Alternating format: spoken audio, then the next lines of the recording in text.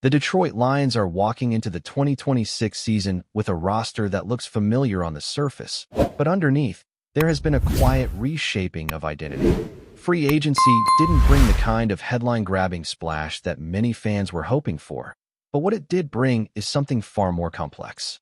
It introduced calculated risks, subtle upgrades, and a handful of glaring questions that could ultimately define whether this team takes another step forward or stalls at the edge of contention. This is the kind of offseason that doesn't fully reveal itself in March. It's the kind that only makes sense when you zoom out, connect the decisions, and understand the philosophy driving them. Because what Detroit has done is not random. It's intentional. It's disciplined. And in some areas, it's undeniably risky. Start at quarterback, where the Lions made one of their most quietly impactful moves by bringing back Teddy Bridgewater. On paper, this might look like a routine backup signing, but the context tells a much deeper story. Bridgewater is not just a safety net behind Jared Goff.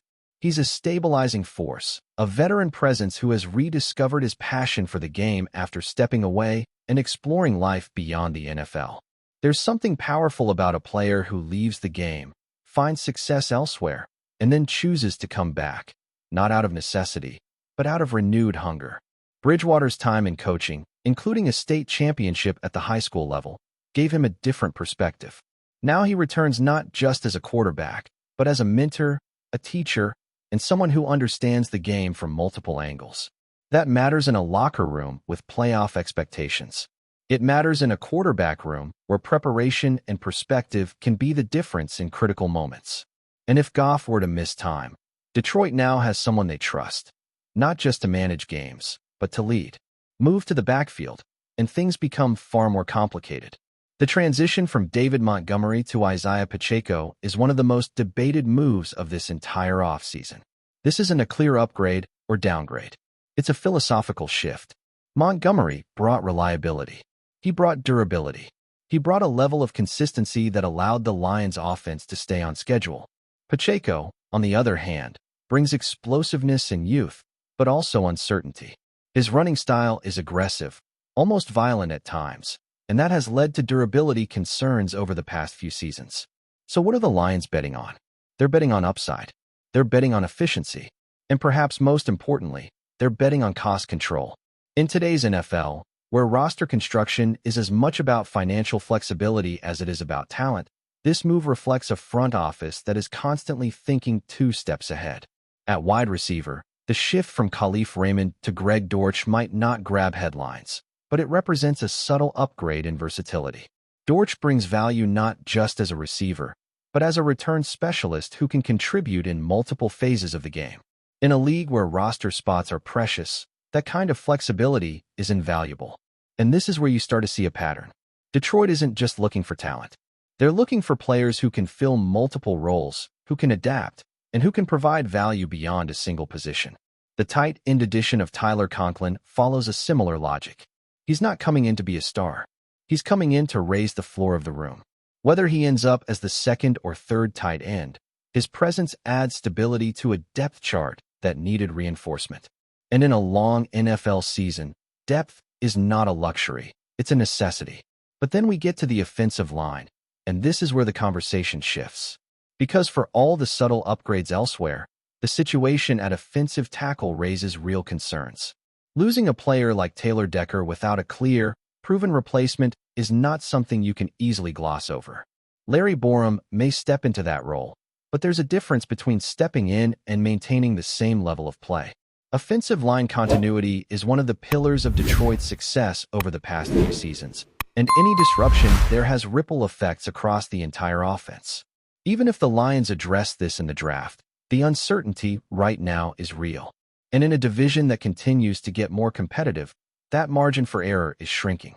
The interior offensive line, however, tells a more optimistic story. The addition of Cade Mays, combined with the presence of younger players like Tate Ratledge and others, suggests a unit that is getting younger, more physical, and potentially more dynamic. There's risk here due to limited track records, but there's also upside that could pay off in a big way.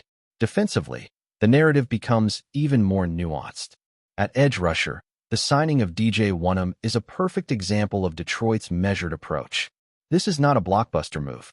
This is a calculated investment. Wonnum's contract, initially reported as a much larger deal, is actually quite modest. At around $3 million with incentives, it reflects a low-risk, potentially high-value addition.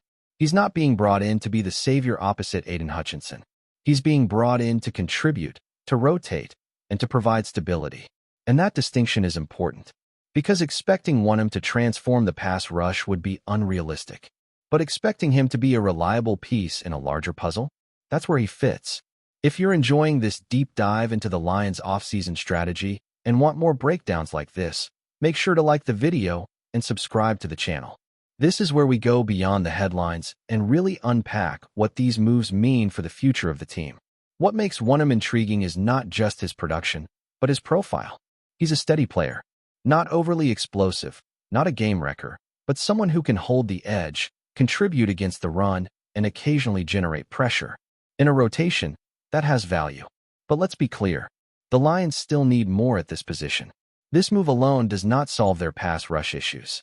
And with the draft approaching, this remains one of the biggest areas to watch. At defensive tackle, the situation is even more concerning.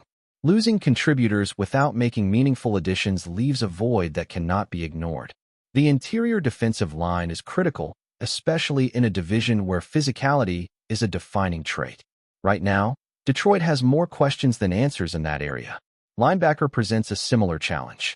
Alex Anzalone's departure leaves behind not just production, but leadership and consistency. Replacing that with players like Damone Clark or Malcolm Rodriguez is a significant gamble. It's not that these players lack talent, but expecting them to immediately fill that role is a tall order. This could signal a schematic shift, perhaps reducing reliance on traditional linebacker sets. But regardless of the approach, the loss is significant. In the secondary, the Lions made a move that perfectly encapsulates their offseason philosophy. Replacing Amik Robertson with Roger McCreary at a lower cost is not about winning the headline. It's about maintaining value. McCreary may not offer the same versatility, but he fits the system and provides stability in the nickel role. It's a move that doesn't necessarily make the team better on paper, but it keeps them competitive while preserving resources. At safety, everything hinges on health and uncertainty. With Brian Branch recovering from a serious injury, the addition of Christian Izien provides flexibility.